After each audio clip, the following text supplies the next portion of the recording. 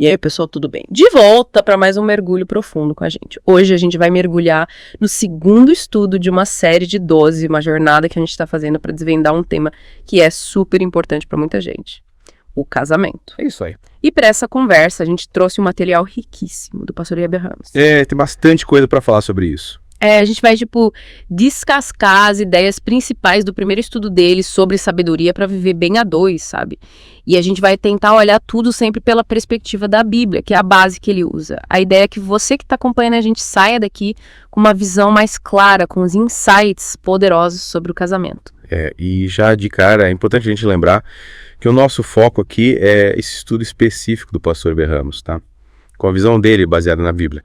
O que a gente quer é entender direitinho o raciocínio dele, os pontos que levanta. Perfeito. Ele começa com uma base bem sólida, né? Citando Gênesis capítulo 2, versículo 24, como texto principal, que diz: portanto, deixará o homem seu pai e sua mãe, e se unirá à sua mulher, e serão os dois uma só carne. E a mensagem central que ele coloca é que o casamento ele foi criado por Deus como uma união sagrada entre um homem e uma mulher, e por isso ele precisa ser tratado com respeito, com reverência. Com certeza.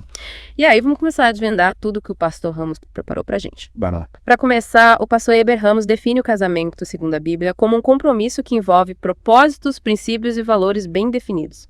Ele coloca bastante ênfase que a base, o alicerce do casamento, está lá em Gênesis capítulo 2, versículos 18 e 24, que é quando Deus cria a mulher como auxiliadora do homem e estabelece a união entre eles. Um ponto crucial aqui é essa visão do casamento como algo que foi instituído por Deus, com papéis específicos, né? O homem com a responsabilidade de amar a mulher como Cristo amou a igreja, e a mulher, por sua vez, sendo submissa ao marido. E tudo isso com base em Efésios capítulo 5, versículos 22 a 33. E é legal ver como ele destaca a importância da escolha do cônjuge, né? Sim, com cuidado. De buscar, orientação antes do casamento. Ele até fala que relacionamentos que não seguem esses princípios bíblicos tendem a, não dá muito certo. Isso faz sentido. E ele fala que tanto no Antigo Testamento quanto no Novo Testamento, o casamento muitas vezes envolvia acordos entre as famílias, né, com propósitos específicos, e começava com um noivado que era super importante.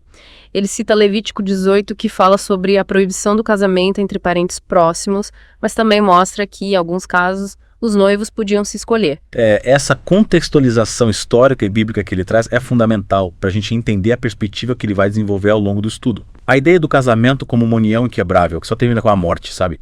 Com propósitos, princípios, valores em comum e como um compromisso não só entre o casal, mas também com Deus. Isso é central no estudo. E aí, na segunda parte, ele foca no conselho de Salomão, que está lá em Provérbios 18.22, que encontra uma esposa, encontra algo excelente, recebeu uma bênção do Senhor. Ele interpreta isso como uma orientação para os homens buscarem uma esposa que seja uma verdadeira parceira, sabe? Que seja honesta, respeitosa, amorosa e que seja presente nos bons e maus momentos. Uhum. E a ênfase aqui é na qualidade da esposa, né? Ele chega a dizer que uma esposa fiel, dedicada, é mais valiosa que ouro, que pedras preciosas. Tipo um tesouro mesmo. E aí ele volta lá para Gênesis 2.18, né? Que fala: não é bom que o homem seja só, fazer uma adjutora que seja como diante dele. Para reforçar essa ideia, né? De que Deus quer o casamento pro homem. Sim, com certeza. Mas ele faz um alerta sobre a pressa, né? De que, se você fizer uma escolha muito rápida, sem pensar direito, a bênção pode virar um problema. E ele fala da importância de esperar em Deus, né? Sim. De usar esse tempo para que o coração, a vontade sejam moldados, a ansiedade seja trabalhada e a esperança fortalecida. Essa ideia da espera em Deus como um processo de amadurecimento antes do casamento é bem interessante. Aí a esposa sendo vista como algo precioso, alguém para construir uma vida a longo prazo, envelhecer junto. E ele explora várias traduções de Provérbios 18.22, né? Mostrando que encontrar uma esposa traz virtude, felicidade, favor, benefício, proveito. Ele conclui que ter uma esposa é algo bom, né? E uma boa esposa é uma grande bênção, um sinal do favor de Deus.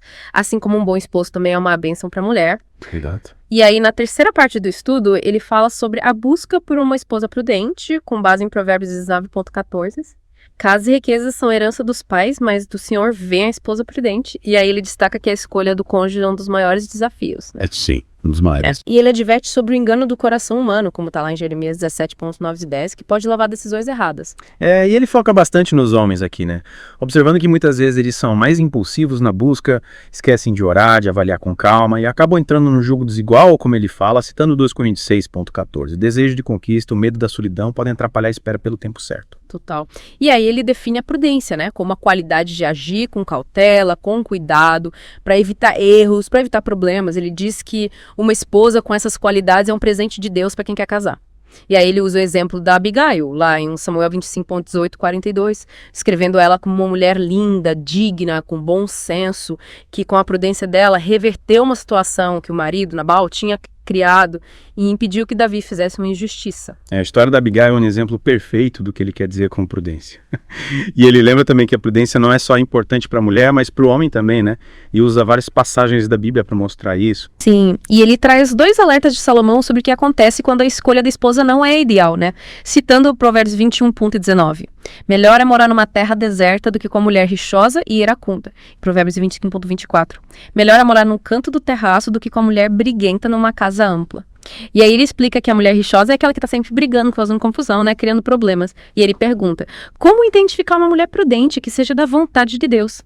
E ele responde, oração. A oração é fundamental, né? É. E para quem já está casado com uma esposa assim, ele aconselha a orar pela transformação dela e também a se autoanalisar, né, para ver se de repente ele não está contribuindo para essa situação. Ele fecha essa parte dizendo que uma esposa discreta e virtuosa vale mais que bens materiais. Com certeza. E aí, na quarta parte do estudo, ele muda um pouco o foco e fala para quem já é casado, usando Provérbios 27.8. Como a ave que vagueia longe do seu ninho, assim o homem que anda errante longe do seu lar.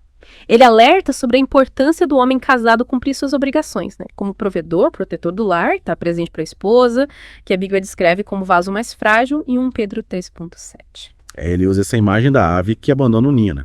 Para ilustrar os perigos de o homem se afastar da família. O ninho seria o lar, a proteção, e o homem é o responsável por isso. E ele critica o comportamento do homem que dorme fora de casa direto, que chega de madrugada, que mesmo nos dias de folga se isola da família. Ele fala que isso abre espaço para o que ele chama de inimigo predador, né? E reforça a responsabilidade do marido como líder, como sacerdote do lar.